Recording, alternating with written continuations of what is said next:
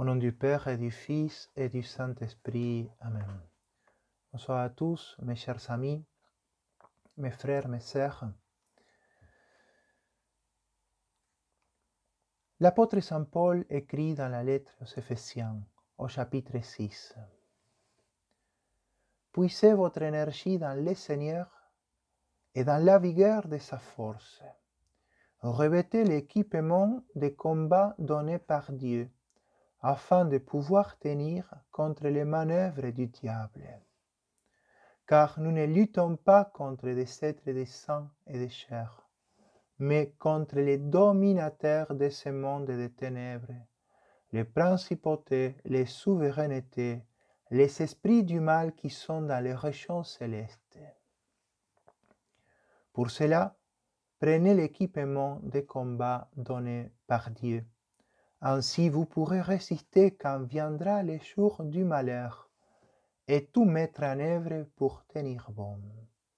Oui, tenez bon, continue l'apôtre, ayant autour des rangs les ceinturons de la vérité, portant la cuirasse de la justice, les pieds chaussés de l'ardeur à annoncer l'évangile de la paix, et ne quittant jamais les boucliers de la foi, qui vous permettra d'éteindre toutes les flèches enflammées du mauvais.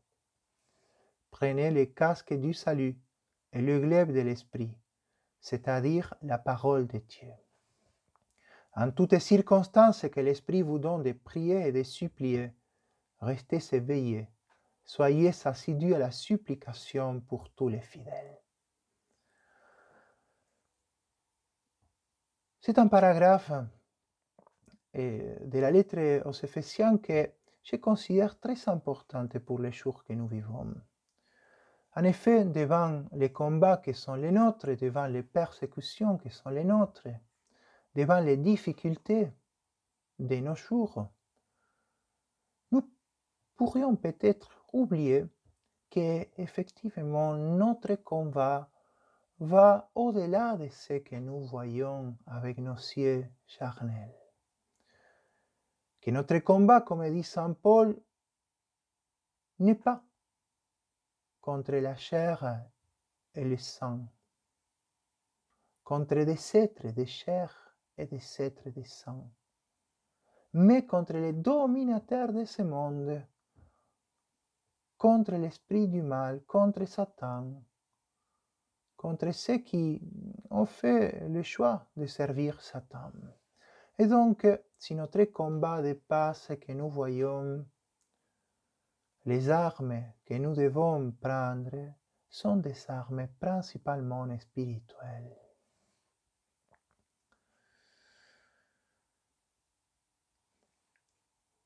Il y a une époque, il y a un temps, disait le pape Léon XIII, où la philosophie de l'évangile ou l'esprit de l'évangile animait la société,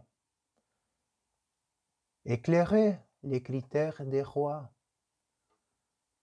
et des habitants, du plus important au plus humble. Il y a une époque où Dieu était au centre des préoccupations des hommes. C'est l'époque des grandes cathédrales, des classiques de notre littérature occidentale. C'est l'époque de ces saints que nous admirons et qui ont marqué l'esprit chrétien. Cette époque, ce temps où la philosophie de l'Évangile dominait les États, c'est ce temps que nous connaissons comme la chrétienté médiévale. Cette chrétienté médiévale qui a été fortement attaquée. Cette chrétienté médiévale dont encore il y a quelques éléments qui restent dans notre société qui a apostasié de la foi. Il y a trois dates que nous considérons importantes dans la révolution antichrétienne. Le 31 octobre 1517, Martin Luther afficha ses 95 thèses sur la porte de la grande cathédrale de Wittenberg.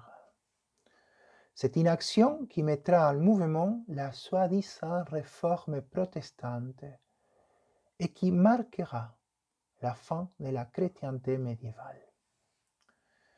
2 siècles plus tard, le 29 juin 1717, la Grande Loge de Londres a été fondée. Cet événement est considéré comme la naissance de la franc-maçonnerie moderne, qui, à son tour, est directement reliée à la Révolution française. Les loges maçonniques, en effet, ont été les laboratoires intellectuels et opérationnels dans lesquels la Révolution de 1789 a éclos. Le 26 octobre ou le 7 novembre 1917, troisième date importante, selon que le calendrier grégorien ou julien est retenu, le parti bolchevique de Lénine et de Trotsky occupait le palais d'hiver à Saint-Pétersbourg. Ainsi, la révolution russe est entrée dans l'histoire et encore à la quitter. 3 dates, 1517, 1717, 1917. Sont 3 dates symboliques, 3 événements qui font partie d'un processus unique, la révolution avec majuscule. Pie XII, dans son discours au somme de l'Action catholique le 12 octobre 1952, l'a résumé comme ceci. Je cite. Le Christ, oui. L'Église, non. C'est la révolution protestante contre l'Église. Ensuite, Dieu, oui. Le Christ, non. Il s'agit de la révolution franc-maçonnique contre les principaux mystères du christianisme. Enfin, le cri impie.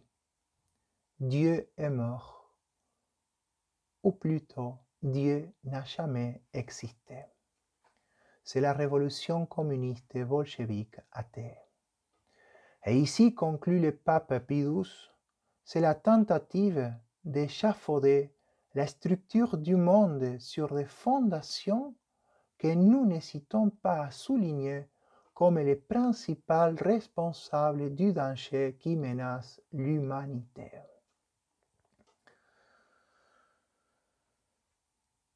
La philosophie de l'Évangile dominait les États, éclairait, illuminait les États.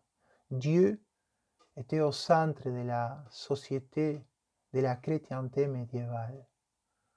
Dieu sera effacé complètement dans la pensée des révolutionnaires de notre société. Et c'est l'homme qui sera divinisé, qui occupera la place de Dieu. L'homme qui accueille les cris de Satan, non serviant, je ne te servirai pas. L'homme qui prend la place de Dieu, qui se croit lui-même Dieu. 3 étapes d'un processus unique qui attend maintenant de nos jours son apogée. L'Église a appelé la révolution avec un R majuscule pour décrire son essence métaphysique et historique et son importance séculaire. L'abbé Julio Membiel, en voyant la cohérence logique de ces 3 révolutions ou de ces 3 étapes d'une seule et même révolution, comme nous venons de le dire avec le pape Pie XII, parlait justement, et nous revenons au texte de Saint Paul, d'une intelligence préternaturelle, d'une intelligence démoniaque qui guidait les événements. qui guidait la volonté des hommes méchants. Une intelligence préternaturelle. Notre combat n'est pas contre des êtres de chair et de sang, mais contre les dominateurs de ce monde des ténèbres. Souvenons-nous de cette phrase. Il y a une quatrième date importante.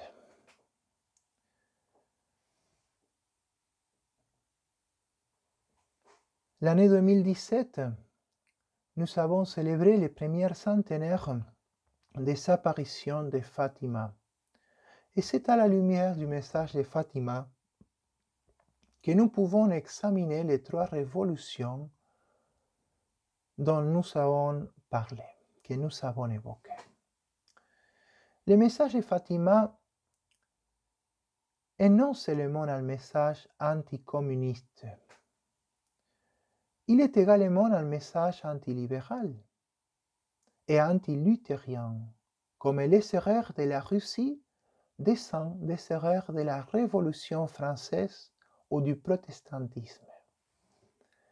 Le 13 mai 1917, à la Covadairia, un endroit isolé de roches et d'oliviers, près du village de Fatima au Portugal, une dame, écrit Lucie, une dame vêtue de blanc, plus brillant que le soleil, irradiant des rayons de lumière, clairs et plus forts qu'un verre de cristal rempli d'eau la plus pétillante, transpercé par des rayons brûlants de soleil, est apparue à trois enfants qui veillaient sur leur brebis. François, Jacinthe et leur petite cousine, Lucia dos Santos. Cette dame se révèle comme la mère de Dieu, chargée d'un message pour l'humanité, comme elle l'avait fait auparavant à Paris, rue de Bac en 1838 et à Lourdes en 1858. Notre-Dame a donné rendez-vous aux trois pastoraux les 13 de chaque mois jusqu'au 13 octobre. Il y a eu 6 apparitions. La dernière apparition terminée par un grand miracle atmosphérique, un saut miraculeux du ciel, la danse du soleil, vue par des milliers de personnes qui ont pu le décrire en détail et qui a été vue même à 40 kilomètres de loin. L'histoire du XXe siècle jusqu'à nos jours a vu la lutte entre les enfants de la lumière et les enfants des ténèbres, entre les enfants de Satan et les enfants de la Dame venue du ciel, la Vierge Marie. Les premières se nourrissent de ce que l'on pourrait appeler l'esprit de Fatima. Les secondes de l'esprit du prince des ténèbres, qui au XXe siècle s'est surtout manifesté sous la forme du communisme et de ses métamorphoses. Avant d'être un endroit, Fatima est un message. Le message révélé par Notre-Dame de Fatima contient 3 parties, appelées secrets, qui constituent une forme organique, en tout cohérent. La première est une vision terrifiante de l'enfer, dans lequel les âmes des pécheurs sont précipitées. La miséricorde du cœur immaculé de Marie contrecarre cette punition et est le remède suprême offert par Dieu à l'humanité pour le salut des âmes. La deuxième partie implique une alternative historique dramatique, la paix, le résultat de la conversion du monde et la réalisation des demandes de Notre-Dame, ou bien un terrible châtiment attendra l'humanité si elle reste obstinée dans ses voies de péché. La Russie serait l'instrument de ses châtiments. La troisième partie, divulguée totale ou partiellement par le Saint-Siège en juin 2000, étend cette tragédie à la vie de l'Église, en offrant une vision du pape, des évêques, des religieux et des laïcs tués soudainement par des persécuteurs. L'antidote à la dictature du relativisme est la pureté doctrinale et morale du cœur immaculé de Marie. Ce sera Notre-Dame et non les hommes qui va détruire les erreurs qui nous menacent. Le ciel, cependant, a demandé une collaboration concrète de l'humanité. À la fin, mon cœur immaculé triomphera. À la fin, mon cœur immaculé triomphera. Dit Notre-Dame aux 3 enfants le 13 juillet 1917. Le triomphe du cœur immaculé de Marie, qui est aussi le règne de Marie annoncé par beaucoup d'âmes privilégiées, n'est rien d'autre que le triomphe dans l'histoire de l'ordre naturel et chrétien, préservé par l'Église. Notre-Dame a annoncé ce triomphe comme le résultat final d'une longue épreuve, des jours tragiques de pénitence et de lutte, mais aussi d'une immense confiance en sa promesse. C'est la parole de Marie, c'est la promesse de la Sainte Vierge. Son cœur immaculé triomphera. Mes frères, mes sœurs, mes chers amis, devant les événements actuels, devant les combats, les difficultés que nous vivons dans nos jours, nous n'avons pas le droit pour ne pas travailler. Nous n'avons pas le droit de nous décourager. Nous devons croire, aimer et travailler, collaborer avec Marie, avec le cœur plein d'espérance. Chapelet quotidien, sacrifice, pénitence, consécration de notre vie à Marie, pratique sacramentale, dévotion réparatrice du 5 premiers samedis de chaque mois, dévotion au cœur sacré de Jésus, adoration eucharistique, communion et confession fréquente. Voilà ce qu'attend le ciel de nous. Rappelons-nous, son cœur immaculé triomphera. Tournons-nous vers elle, alors, en lui demandant de hâter ce temps, le temps de son triomphe, faisant de nous des instruments à notre époque pour sa victoire contre la révolution.